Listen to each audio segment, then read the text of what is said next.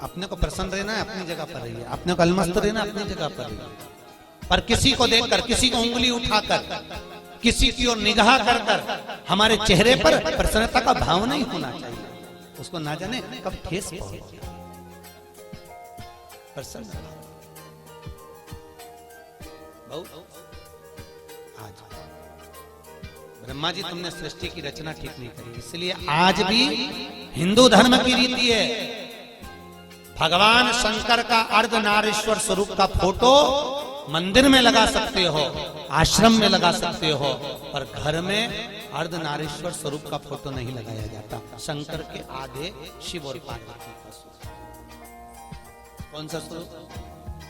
जम के बोलिए, अर्धनारीश्वर। घर में नहीं लगता। और फोटो अगर आपको लगेगा कहीं आश्रम में लग जाए, कहीं मंदिर में लग जाए, कहीं अन्य जगह पर लग जाए, और घर में अर्धनारीश्वर स्वरूप का फोटो नहीं लगेगा। अर्धनारीश्वर स्वरूप का दर्शन, सृष्टि की रचना का फिर निवेदन करा। ब्रह्मा जी ने अपनी जंघा से मनु और शत्रुपा को प्रकट करा, उन्हीं की सृष्टि आगे बढ़ी। उत्तान पात प्रियवत कन्या देवहूति प्रसूति आहुति हुई, और कन्या प्रसूति का चरित्र वर्णन किया गया जो दक्ष प्रजापति के साथ में हुआ। माता प्रसूति के गर्भ से कई बच्चों का जन्म हुआ, कई बच्चों ने जन्म लिया, पर जितने बच्चे लड़कों ने जन्म लिया उनको देवऋषि नारद ने सत्कर्म में लगा दिया, सबको भजन में लगाया, कीर्तन में लगाया, सबको सत्संग। 60 कन्याओं का जन्म हो गया। कन्याओं के जन्म के बाद भी देखो, माता प्रसूति के गर्भ से जितने बच्चों ने जन्म लिया वो सब संस्कारी थे, सब संस्कारी। और फिर निवेदन है, जिस गांव में पानी की कमी होती है वहां की फसल बिगड़ जाती है, और जिस घर में संस्कारों की कमी होती है वहां की नस्ल बिगड़ जाती है। इसलिए नस्ल को सुधारने के लिए संस्कारों का होना जरूरी है। क्या दीजिए बच्चों को? अरे बोलो तो, संस्कार श्रेष्ठ। क्यों कहते हैं कि बच्चों को गीता पढ़ा? कहीं के लिए कहते हैं? किस लिए कहते हैं? गीता पढ़ाने पर प्रेशर क्यों दिया जाता है? पढ़ाओ बच्चों को गीता। क्यों? आज घर के बच्चे अगर गीता पढ़ लेंगे तो कल ये बच्चे बड़े होकर कोर्ट में गीता पर हाथ नहीं रखेंगे। अगर आज इन्होंने पढ़ ली है तो कल इनको अदालत पर गीता में हाथ नहीं रखना पड़ेगा। इनको पढ़ाई, इनको संस्कार दीजिए। बच्चों को कार मत दो, क्योंकि बच्चों को कार दोगे तो वो बेच कर खा जाएंगे। बच्चों को संस्कार दोगे तो कारों की भी लाइन लगा देंगे। अगर और कार जब शोभा देती है जब उनमें संस्कार हो। धन जब शोभा देता है जब आपके भीतर नम्रता हो। साहब मालूम पड़े पैसा बढ़ गया और अभिमान बढ़ गया, अहंकार बढ़ गया, तो भगवान भी कहते हैं बढ़ने दो, बढ़ने दो। होता है, कई लोग कहते हैं महाराज हमारा पड़ोसी कभी अगरबत्ती नहीं लगा, हमारा पड़ोसी कभी मंदिर नहीं जा, और 4 चौगुना बढ़ते चले जाए। भगवान उसको खूब दे दिया, और हम तो रोज मंदिर जाएं, रोज अगरबत्ती लगाएं, रोज दिया बत्ती करें, रोज भगवान के मंदिर में पहुंचे, तो भी हमको दुख मिल रहा है। कहते कि नहीं कहते लोग? हम ही कष्ट में, हम ही परेशान। हम मंदिर जाते हैं, हम मंदिर जाए तो भी हम परेशान, और हमारा पड़ोसन, हमारी देवरानी, हमारी जेठानी, हमारे रिश्तेदार कभी मंदिर नहीं जाते, तो वो तो बढ़ते जा रही है। तो ये चरित्र शिव महापुराण में लिखा है। एक बार भगवान विष्णु देवऋषि नारद के साथ पृथ्वी पर निकले। अच्छे से समझ लेना कि तुम्हें दुख क्यों मिल रहा है, और जिसको भगवान ने दिया तो उसको और क्यों दे दिया। अच्छे से समझ लेना। विष्णु और लक्ष्मी, विष्णु और नारद निकले। निकलते समय नारद जी ने भगवान नारायण से कहा मुझे भूख लग रही है बहुत। भगवान ने कहा मुझे भी भूख लग रही है। सामने सेठ जी का घर है, चल वहां से कुछ खा लेते। सेठ जी क्या पहुंचे? ब्राह्मण का रूप रखकर, सेठ जी भिक्षाम देही, सेठ जी भिक्षाम देही। सेठ जी पान चबाते चबाते बाहर निकल कर, क्या है? हमें भूख लग रही है महाराज, कुछ होए तो दे दीजिए।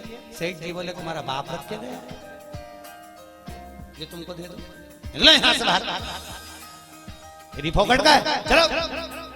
सेठ जी ने धक्के मारकर निकाल दिया। नारद जी भगवान नारायण से बोले, प्रभु बहुत घोर अपराध हुआ है, अपना अपमान हुआ है, श्राप दो इसको, देव श्राप। ये सेठ कंगाल होना चाहिए, भिखारी होना चाहिए, देव श्राप। भगवान नारायण ने पीछे मुड़कर देखा, दोनों हाथ उठाकर कहा, जा 4 चौगनी लक्ष्मी और बढ़े, तू और करोड़पति बनता चले जा, और धनपति बने। देव ऋषि नारद ने भगवान विष्णु को देखकर कहा, उसने तुम्हारा अपमान करा, उसने तुम्हें अपशब्द कहा और तुम उसको क्या करो, 4 चौगनी लक्ष्मी और बढ़े, वो पहले से तो सेठ है, और सेठ बन जाए। हाँ बनने दे, चल। नारद जी को बुरा लग गया और आगे गए। भगवान के भूख लग रही, क्या करें, सामने बुढ़िया का मकान था, झोपड़ा। आवाज लगाया, माँ भैया हमको भूख लगी है। माता जी ने आकर आसन बिछाया, बिछाकर कहा, मैं तुम्हारे लिए पानी लाती हूँ, पानी लाई। क्या बात है, हमको भूख लग रही है। बूढ़ी अम्मा ने कहा, महाराज जी हमारे यहाँ तो कुछ है नहीं, केवल एक गाय है, उसी गाय का दूध मैं लेती हूँ, उसी गाय का दूध बचा है, तुम दोनों ले लो। अभी लाती हूँ। गौ माता का दूध लाकर भगवान नारायण और नारद को दिया, दोनों ने पिया। पीकर चले। नारद जी ने कहा, कितनी अच्छी माता है, कितनी सेवा करिए प्रभु, इसको आशीर्वाद दीजिए, खूब आगे बढ़े। बेचारी के यहाँ कुछ भी नहीं है, केवल एक गाय है, केवल एक गाय, आप आशीर्वाद दीजिए।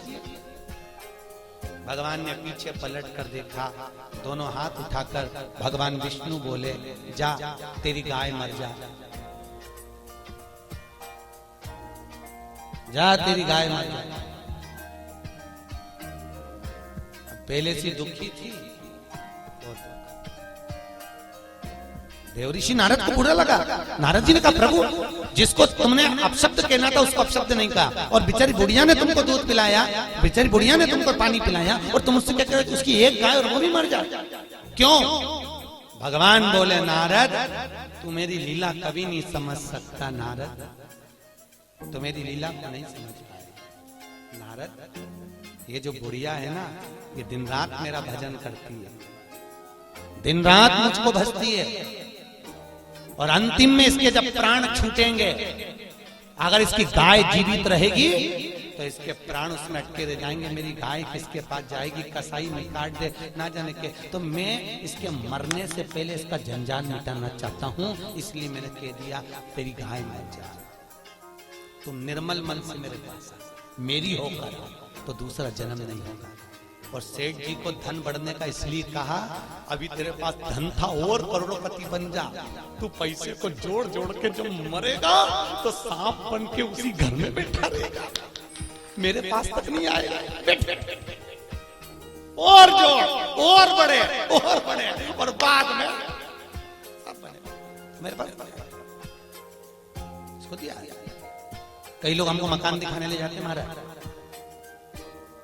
कई लोग जैन साहब, कई लोग मकान दिखाने ले जाते हैं, और मकान दिखाने जब ले जाते हैं तो ये हमारे बड़े बेटे का रूम है, अच्छा ये छोटे का बेडरूम, अच्छा और ये मंजिले, अच्छा ये बेटी का, महाराज ये रूम हमारा, अच्छा, और उसी रूम में हॉल में एक छिपकली चिपकी थी। कौन चिपकी थी? छिपकली। हमने छिपकली को देखा तो हमसे जजमान ने पूछा, महाराज आप रूम नहीं देख रहे, छिपकली को देख रहे। हमने कहा, जैसे तुम कह रहे हो ये मेरा है, उसी तरह छिपकली भी कह रही ये मेरा है।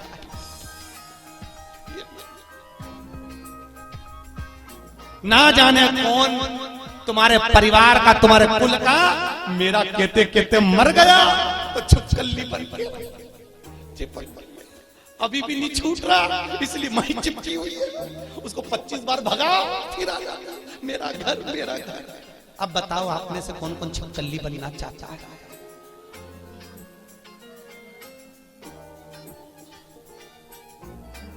अरे बोलो तरी मोहनपुरा की जीजी हो,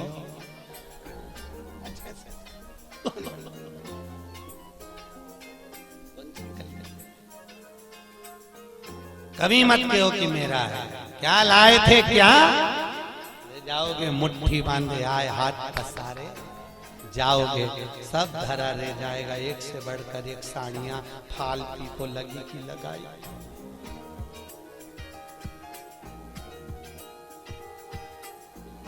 कि जाते जाते ऊपर से याद आएगी पीली वाली तो पीली, तुम्हारी पीली रह गई। और यमराज से कहोगे मुझे 3-4 दिन और जिंदा कर दे, मैं पीली पहन लूं फिर मर जाऊं।